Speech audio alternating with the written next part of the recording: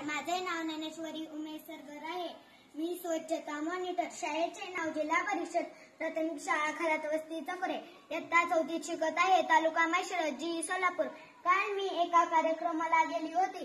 तिथे मी जेवायला बसली आणि माझ्या बरोबर माझे मित्र मैत्रिणी जेवायला बसले होते आणि त्यांनी खूप पंतरवाईत खरकटे अन्न तसेच ठेवले होते। तिकडून एक काका आले आणि पंतरवाया उचलायला सुरुवात केली आणि एका पाटीत ठेवून ते शेजारच्या कॅनल मधल्या पाण्यात टाकायला लागले। तोपर्यंत मी त्या काकांना म्हणाली, थांबा हो, थांबा काका, असं करू नका, पाण्यात प्रदूषण होईल।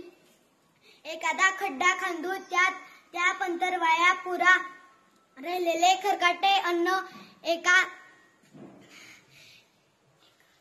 एका ताटात ठेवा आणि घराच्या छतावर ठेवा। पक्षी खातील आणि पंतरवाया कुजतील।